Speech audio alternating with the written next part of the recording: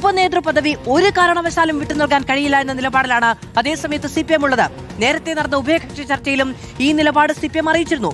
കീഴ്വഴക്കം പ്രതിരോധമാക്കിയാണ് CPIയുടെ ആവശ്യത്തിൽ നിന്ന് CPM ഒഴിഞ്ഞുമാറുന്നത്. KN ബാലഗോപാലിനെ സ്ഥാനത്തേക്ക് പാർട്ടി പരിഗണിക്കുന്നുമുണ്ട്. മറ്റന്നാളത്തെ ചർച്ചയിൽ എന്താകും CPM നിലപാടെന്നത് നിർണായകമാകും. വിവരങ്ങളുമായി റോഷിപാൽ നമ്മളോടൊപ്പം ചേരുകയാണ്. റോഷിപാൽ, CPM അതായത് കഴിഞ്ഞ ദിവസം മുൻ മുഖ്യമന്ത്രി തന്നെ പറഞ്ഞതുപോലെ അവരങ്ങനെ ചോദിച്ചുകൊണ്ടേയിരിക്കും എന്ന നിലപാടിൽ അതിനെ ലഘൂകരിച്ച് നിസ്സാരമായി തന്നെ കാണാനുള്ള നിലപാടാണ് എങ്കിൽ സ്വാഭാവികമായും ഒരു സമവായത്തിലേക്ക് എത്തുക സാധ്യമല്ല. ബോധ്യപ്പെടുത്താനുള്ള ശ്രമം CPMന്റെ ഭാഗത്തുനിന്നുണ്ടാകുമോ?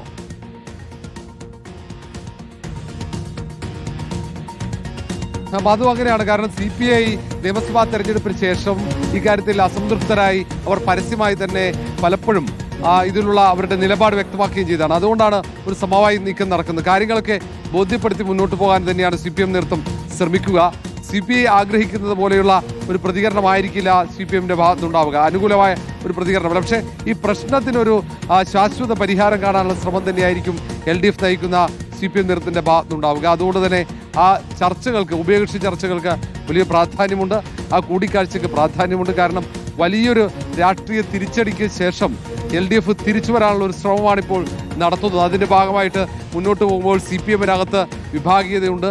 പല വിഷയങ്ങളിലും ഭിന്നത പരസ്യമാകുന്ന സാഹചര്യം. അതിനിടയിൽ CPI കൂടി ഒരു വിമതസ്വരമായി LDFനകത്ത് മാറുന്നത് അത്ര ഗുണകരമാകില്ല എന്ന പ്രതിപക്ഷത്തെ നയിക്കുന്ന പിണറായി വിജയനുമുണ്ട്. അതുകൊണ്ട് തന്നെയാണ് ആ ഒരു ചർച്ചകൾക്ക് LDFൽ CPM നേതൃത്വം മുൻകൈ എടുക്കുന്നത്. അതുകൊണ്ട് ആ ചർച്ചയ്ക്ക് പ്രാധാന്യമുണ്ട്. അതിൽ CPM സ്വീകരിക്കുന്ന നിലപാടായിരിക്കും പ്രധാനം. ഏതായാലും കാര്യങ്ങൾ CPI നേരത്തെ കൃത്യമായി ബോധ്യപ്പെടുത്തി പ്രശ്നങ്ങൾ അവിടെ അവസാനിപ്പിക്കാനുള്ള ശ്രമമായിരിക്കും CPMന്റെ ഭാഗത്തുണ്ടാവുക.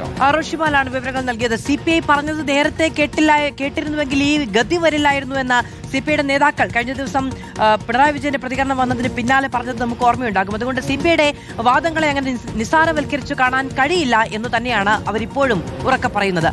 CPMൽ ഉൾപ്പോര് തുടരുന്നതിനിടെയാണ് മുന്നണിയിലും കലഹത്തിന് വഴിവെച്ച ഉപനേതൃ പദവി തർക്കം നീളുന്നത്. തെരഞ്ഞെടുപ്പ് തിരിച്ചടിക്ക് പിന്നാലെ ഉടലെടുത്ത തർക്കം മുന്നണിയുടെ മുന്നോട്ട് പോക്കിനെ വരെ ബാധിച്ചിട്ടുണ്ട്. നിയമസഭാ കക്ഷി യോഗത്തിൽ പോലും പങ്കെടുക്കാതെ CPI കടുത്ത നിലപാടെടുത്തിരുന്നു. സമവായത്തിന്റെ വഴി തെളിഞ്ഞില്ല എങ്കിൽ കാര്യങ്ങൾ കൂടുതൽ സങ്കീർണമാകുമെന്ന് കണ്ടതോടെയാണ് CPM വീണ്ടും ചർച്ചയ്ക്ക് മുൻകൈ എടുത്തിരിക്കുന്നത്. K സജീഷ് വിവരങ്ങളുമായി ചേരുകയാണ്. സജീഷ, സംസ്ഥാനത്ത് രാഷ്ട്രീയ വിഷയങ്ങൾ, സംയുക്തമായ സമരത്തിനുള്ള അനവധി വിഷയങ്ങൾ ഉണ്ടായിരുന്നു. പക്ഷെ അതിനു പോലും ഒരു യോഗം ചേരാതിരുന്നത് ഈ ഉപനേതൃ പദവിയിലേക്ക് കാര്യങ്ങൾ ചെല്ലും, അതിലൊരു തർക്കമുണ്ടാകും എന്നു കരുതി തന്നെയാണ് ഇപ്പോൾ അനിവാര്യമായ ഒഴിച്ചുകൂടാൻ കഴിയാത്തൊരു സാഹചര്യത്തിലേക്ക് ചെന്നതോടുകൂടിയാണ് യോഗം ചേരാമെന്ന തീരുമാനം മുന്നണിക്കുള്ളിൽ ഉണ്ടായിരിക്കുന്നത്. അത് ഏറ്റവും പ്രധാനപ്പെട്ട ഒരു പ്രശ്നം തന്നെയാണ്. അതായത് നിയമസഭാ തെരഞ്ഞെടുപ്പിൽ കനത്ത തോൽവി ഏറ്റുവാങ്ങിയ ഒരു മുന്നണിക്ക് നിയമസഭാ തെരഞ്ഞെടുപ്പിന് ശേഷം ഒരു തവണ മാത്രമാണ് യോഗം ചേരാൻ കഴിഞ്ഞത്. ഈ ഒട്ടേറെ തവണ യോഗം ചേരേണ്ട സാഹചര്യം ഉണ്ടായിട്ട് പക്ഷേ അതിനൊന്നും കഴിഞ്ഞിട്ടില്ല. അതിൽ ഏറ്റവും പ്രധാനപ്പെട്ട കാര്യം CPMഉം CPIയും തമ്മിലുള്ള പ്രതിപക്ഷ ഉപനേതൃസ്ഥാനം സംബന്ധിച്ചുള്ള തർക്കമാണ്. ആ തർക്കം തീരാതെ ഇനി ഒരു തരത്തിലും LDF യോഗം ചേരേണ്ട എന്നാണ് CPIയുടെ നിലപാട്. അതുകൊണ്ട് തന്നെ നിയമസഭാ തെരഞ്ഞെടുപ്പ് തോൽവിയുടെ ആഘാതം പഠിക്കാൻ പോലും ആ മുന്നണിക്ക് കഴിഞ്ഞിട്ടില്ല.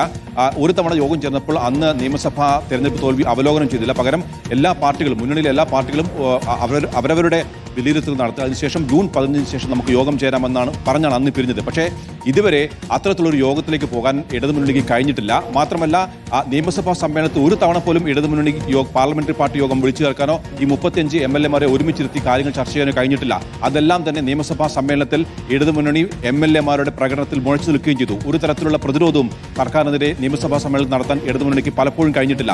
ഇതെല്ലാം തന്നെ മുന്നണിയിലെ ഏകോപനമില്ലായ്മയാണ്. അത് വലിയ തോതിൽ ഇടതുമുന്നണിയുടെ പ്രവർത്തനത്തെ സ്തംഭനാവസ്ഥയിലാക്കിയിട്ടുണ്ട്. അതുകൊണ്ട് എത്രയും വേഗം ഈ പ്രശ്നം പരിഹരിച്ച് മുന്നോട്ട് പോകാൻ തന്നെയായിരിക്കും CPMന്റെ തീരുമാനം. അതിന്റെ കൂടി ഭാഗമായിട്ടാണ് ഒരു അനുനയ ചർച്ചയ്ക്ക് CPM തയ്യാറാവുന്നത്.